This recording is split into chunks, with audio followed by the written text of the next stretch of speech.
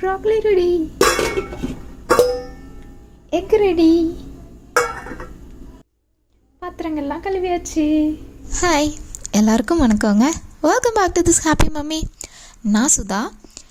இந்த வீடியோவில் என்னோடய பீஸ்ஃபுல்லான ரொட்டீன் எப்படி இருக்கும் அப்படிங்கிறத தான் உங்களுக்கு கூட ஷேர் பண்ண போகிறேன்.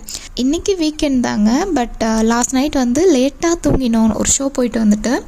ஸோ இன்றைக்கி காலையில் இப்போ 8 o'clock ஆகிடுச்சு. கொஞ்சம் சீக்கிரமாக செய்யணும் அண்ட் பசங்களுக்கும் அது பிடிக்கணும் அப்படிங்கிறதுனால ஸ்பெகத்தி செஞ்சிடலாம் அப்படின்னு. ஸோ நான் தண்ணி நல்லா கொதித்ததுமே ஸ்பெகத்தி கட் பண்ணி போட்டுட்டு அதோட உப்பும் சேர்த்திக்க போகிறேன். அண்ட் இதில் நான் ஆயிலெலாம் சேர்த்த மாட்டேன். 12 minutes இதை நல்லா பாயில் பண்ண விட்டுடுவேன். அண்டு நான் ஸ்பெகத்தி மட்டும் கொடுக்க மாட்டேன், அது பசங்க சாப்பிட்டுப்பாங்க அப்படின்றனால அதோடு சேர்த்து என்ன வெஜ்ஜிஸ் கொடுக்க முடியுமோ அதை அதோடு சேர்த்து நான் கொடுத்துடுவேன். ஸோ அந்த மாதிரி இன்றைக்கி நான் கொடுக்க போகிறது கேரட்டுங்க. என்னோடய வழக்கம் என்னென்னா, கவுண்டர் டாப் மேலே ஒரு நீங்கள்லாம் நியூஸ் பேப்பர் எடைக்கு போடுறது அந்த மாதிரிலாம் கிடையாது. நிறைய நியூஸ் பேப்பர் வீக்லி நம்மளுக்கு கிடைக்கும். ஸோ அந்த பேப்பர்லாம் நான் என்ன செய்வேன் அப்படின்னா ஆல்ரெடி கட் பண்ணி நான் சைஸாக வச்சுப்பேன் அந்த கவுண்டர் டாப்பை ஏற்ற மாதிரி. ஸோ அந்த பேப்பர் எடுத்து போட்டுட்டு வெங்காயம் உரிக்கிறதாகட்டும், என்ன இந்த மாதிரி பீல் பண்ணுறதாகட்டும் எல்லாமே அந்த பேப்பரில் போட்டுட்டு அந்த பேப்பரை அப்படியே தூக்கி ட்ராஷில் போட்டுருவேன். ஸோ அது கொஞ்சம் எனக்கு ஈஸியாக இருக்குங்க. இப்போ வரைக்குமே நான் அந்த மாதிரி தான் செஞ்சிட்ருக்கேன். ஸோ இப்போ நான் கேரட் நல்லா பீல் பண்ணி எடுத்துட்டுங்க. அந்த ஜூலியன்ஸ்ன்னு சொல்லுவாங்க. ஸோ நல்லா நீளமாக நூடுல்ஸ் மாதிரியே அதுவும் இருக்கும். ஸோ அந்த மாதிரி ஜூலியன்ஸாக நான் எடுத்து வச்சுக்கிறேன். இப்போ ஒரு பேனில் 2 tablespoon ஆலிவ் ஆயில் ஊற்றிக்கிறேன். ஆலிவ் ஆயில் தான் இதுக்கு ரொம்ப நல்ல ரிச்சான டேஸ்ட் கொடுக்குங்க. ஸோ ஆயில் ஒரு அளவுக்கு ஆயிடுச்சுன்னு தெரிஞ்சதும் நம்ம கொஞ்சமாக சீரகம் சேர்த்திக்கலாம்.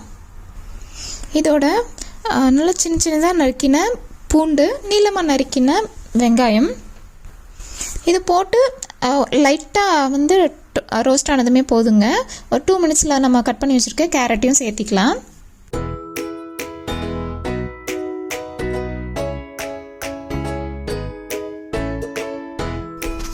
இது கூடங்க லைட்டாக குருமிளகுத்தூளும் சுக்குத்தூளும் கொஞ்சம் ஆட் பண்ணிவிட்டு, நம்ம ஆல்ரெடி ஸ்பெகத்தியில் உப்பு போட்டிருக்கறனால இப்போ கேரட்டுக்கு தேவையான அளவு மட்டும் உப்பு இங்கே சேர்த்திக்கோங்க. இது ஒரு 2 minutes க்ளோஸ் பண்ணி வச்சிங்க அப்படின்னா கேரட் நல்லா வெந்துடும்.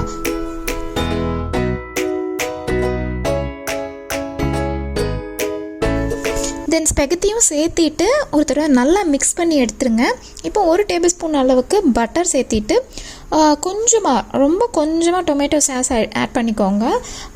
அந்த ஃப்ளேவர் பசங்களுக்கு ரொம்ப பிடிக்கும்.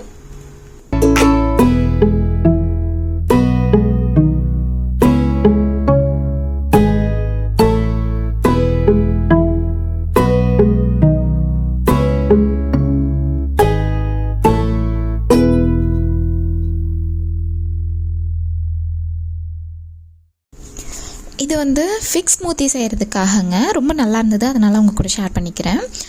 ஈக்குவல் அமௌண்ட் ஆஃப் ஃபிக், அதே மாதிரி டேட்ஸ் ரெண்டுமே 1:1 அந்த மாதிரி நான் 10 டேட்ஸ் அண்ட் 10 ஃபிக் எடுத்திருந்தேன்.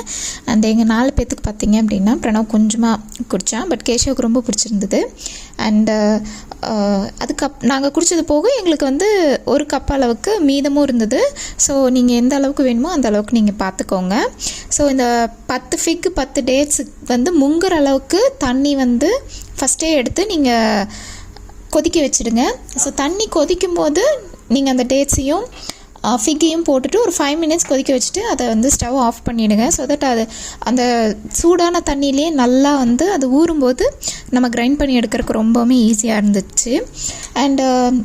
அண்டு நான் டேட்ஸ் மட்டும் அப்படியே போட்டுட்டேன். ஃபிக்கு 2 3 நான் கட் பண்ணி தான் நான் போட்டிருந்தேன், அது ஈஸியாக கிரைண்ட் ஆகணும் அப்படிங்கிறதுக்காக. இப்போ லஞ்சுக்காக கேப்சிகமில் கிரேவி பண்ணிடலாம் அப்படின்ட்டுங்க. இந்த கேப்சிகம் கிரேவி ரைஸ்க்கும் நல்லாயிருக்கும், சப்பாத்திக்கும் நல்லாயிருக்கும். இப்போ நான் நூடுல்ஸ் செஞ்சேன் இல்லைங்களா, அதே பேன் தான் வச்சுருக்கேன். அண்ட் அந்த பேனில் அந்த கேப்சிகமை ஜஸ்ட்டு ஸ்கொயராக கட் பண்ணிவிட்டு நம்ம இந்த மாதிரி போட்டுக்கலாம். அண்ட் இதோட கொஞ்சமாக நம்ம ஆயில் ஆட் பண்ணிவிட்டு லைட்டாக உப்பு போட்டு இதை நம்ம டாஸ் பண்ணி எடுத்துடலாம். சும்மா ஒரு 2 to 3 minutes வரைக்கும் இதை வச்சு மீடியம்லேயே வச்சுட்டு இதை நம்ம எடுத்துடலாங்க. சாப்பிடும்போது அது அந்த பச்சை வாசனை இருக்காது, நல்லா அந்த சால்ட்டும் சேர்த்து நமக்கு கேப்சிகம் நல்லாயிருக்கும் சாப்பிடும்போது. அண்டு சாதத்துக்கு சைட் டிஷ்ஷாக நம்ம வந்து ப்ராக்லி வச்சுக்கலாம் அப்படின்ட்டுங்க. ப்ராக்லி ரொம்ப ஈஸி, நம்ம ஸ்டவ்வில் வைக்கிறதும் தெரியாது எடுக்கிறதும் தெரியாது. இப்போ இந்த கேப்சிகம் வதங்கிட்டு இருக்க இந்த பேனில் நம்ம வந்து பெரிய வெங்காயத்தை நீளமாக நம்ம வந்து கட் பண்ணி இதில் போட்டுக்கலாம். அண்ட் இதோடவே நான் பார்த்திங்கன்னா வந்துட்டு 5-6 பல்லு பூண்டு, இந்த குழம்புல பூண்டு கொஞ்சம் அதிகமாக இருந்தால் ரொம்ப நல்லாயிருக்கும், அதனால் நான் வந்து 5-6 பல் பூண்டு சேர்த்திக்கிறேன். அண்ட் இந்த வதங்கின கேப்சிகமை நான் எடுத்து தனியாக ஒரு பிளேட்டில் வச்சுக்கிறேன். இது கூடங்க ஒரு தக்காளியை கட் பண்ணி போட்டுடலாம். அண்ட் ஒரு கையளவுக்கு கேஷ்யூ நான் இதோடவே வறுத்து எடுத்துடுவேன். இல்லைன்னா நம்ம வந்து என்ன பண்ணலாம்னா தண்ணியில் கொஞ்சம் நேரம் ஊற வச்சுட்டு இது அரைக்கும் போதே நம்ம கேஷ்யூவை அரைச்சி எடுத்துடலாம். அண்ட் கொஞ்சமாக 1 ஸ்பூன் அளவுக்கு சோம்பு ஆட் பண்ணிக்கலாங்க. இப்போ இதை நல்லா மிக்ஸ் பண்ணிவிட்டு மூடி வச்சிடலாம். கொஞ்சம் நேரம் இது நல்லா வதங்கி வரட்டும். ஸோ இப்போ இது வெந்துட்டு இருக்க அந்த சைடில் நம்ம வந்து ப்ராக்லியில் வந்து ஸ்டெம்மை ஓரளவுக்கு கட் பண்ணிட்டோம் அப்படின்னா அது வந்து ரொம்ப ஈஸியாக நல்லா குக் ஆகி கிடைக்கும். பசங்களுக்கு அதை எடுத்து சாப்பிட்றதுக்கும் ரொம்ப பிடிக்குங்க.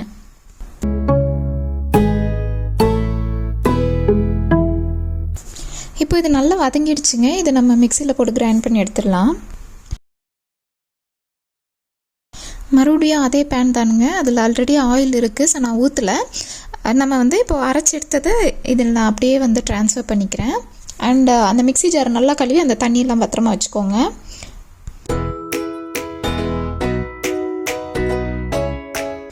இப்போ இதோடங்க சீரகத்தூள், சுக்குத்தூள், குருமிளகுத்தூள், மிளகாய் பொடி,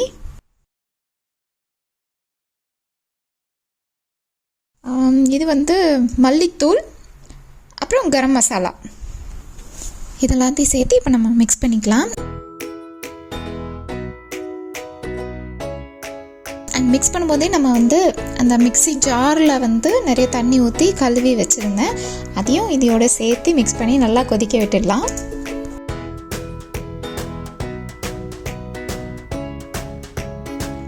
அப்போ தான் எனக்கு டவுட் வந்தது, நம்ம மஞ்சத்தூள் சேர்க்கவே இல்லைன்னு சொல்லிட்டு. ஸோ கொஞ்சமாக மஞ்சத்தூள் சேர்த்திக்கோங்க. அண்டு உப்பும் சேர்த்திட்டு இதை நம்ம க்ளோஸ் பண்ணி வச்சிடலாம்.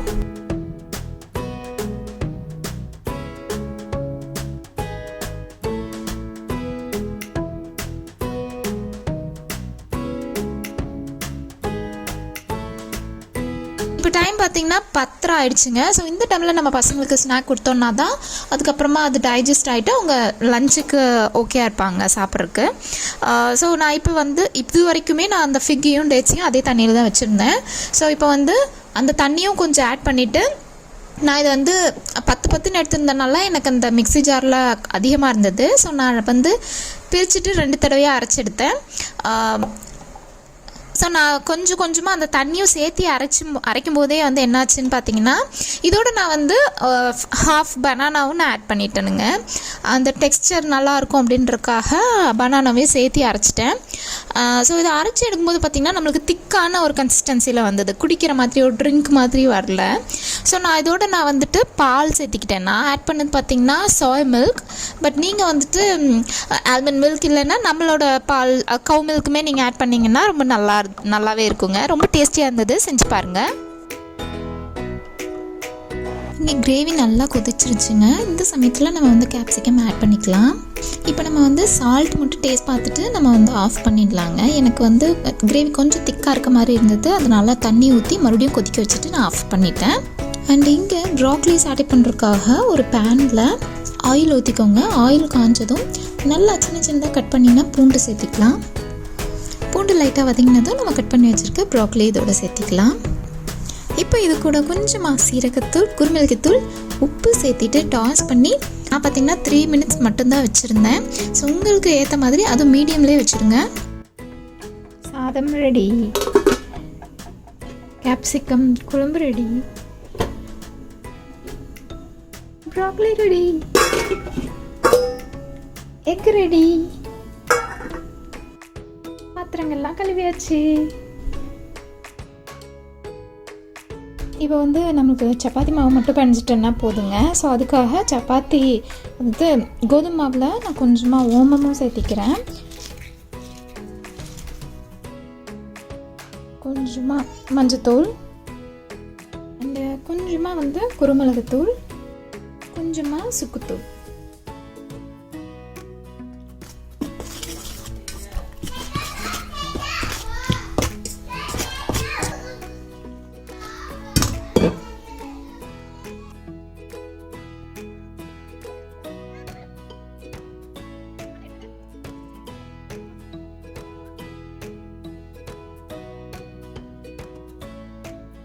நம்ம சுடு தண்ணி ஊற்றி பண்ணும்போது பார்த்திங்கன்னா நம்மளுக்கு வந்து இந்த மாதிரி நல்லா சாஃப்டாக கிடைக்கும்.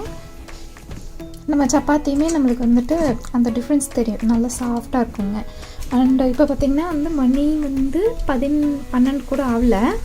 ஸோ இது நான் வந்து ஈவினிங் தான் எனக்கு இதுக்கு சப்பாத்திக்கு வேணும். அதனால் நான் இதை என்ன பண்ண போகிறேன்னா கொஞ்சம் ஆயில் ஊற்றி, ஒன்று ஆலிவ் ஆயில் இல்லை கோகோனட் ஆயில் ஊற்றிட்டு நான் இதை வந்து அப்படியே க்ளோஸ் பண்ணி ஃப்ரிட்ஜுக்குள்ளே இல்லை, சும்மா இங்கே டெம்பரேச்சர் கொஞ்சம் இதாக இருக்கிறதுனால, நான் வந்து சில்லுன்னு இருக்கிறதுனாலங்க நான் வந்து இதை வெளியவே தான் வைக்க போகிறேன். பட் ஆயில் ஊற்றிட்டு நான் வந்து இங்கே வச்சிருவேன் க்ளோஸ் பண்ணி. ரொம்ப இல்லைங்க, பார்த்திங்கன்னா இந்த மாவு மட்டும் நல்லா கோட் ஆகிற மாதிரி ஆயில் அப்ளை பண்ணிவிட்டு அது இப்படி க்ளோஸ் பண்ணிவிட்டு இங்கே இப்படி வெளியே வச்சிடலாம். அண்ட் இப்போது டின்னருக்கு பார்த்திங்கன்னா நான் சப்பாத்தி போட்டுட்ருக்கேன். இது கூட குழம்பு இருக்குங்க, அதே கேப்சிகம் கிரேவி தான் சூடு வச்சுட்டேன். ஸோ இப்போது இதுக்கும் அந்த சப்பாத்திக்கும் வந்துட்டு அந்த கிரேவி ரொம்ப நல்லாயிருக்கும். என்னுடைய ஒரு பீஸ்ஃபுல்லான டேன்னா இந்த மாதிரி ரொம்ப ஸ்மூத்தாக இருக்கும். ஸ்மூத்தாக இல்லை அப்படின்னா பார்த்திங்கன்னா எதாவது கொட்டி கமுத்தி அந்த மாதிரி, இல்லைன்னா ஏதாவது சொதப்பி அந்த மாதிரி தான். பட் இன்றைக்கி அந்த மாதிரிலாம் எதுவுமே நடக்கலை. ஸோ இந்த vlog வந்து எப்படி இருந்தது அப்படிங்கிறத கமெண்ட் பண்ணுங்கள். நான் என்னுடைய அடுத்த வீடியோவில் பார்க்குறேன். Till then, happily stay safe. Bye bye.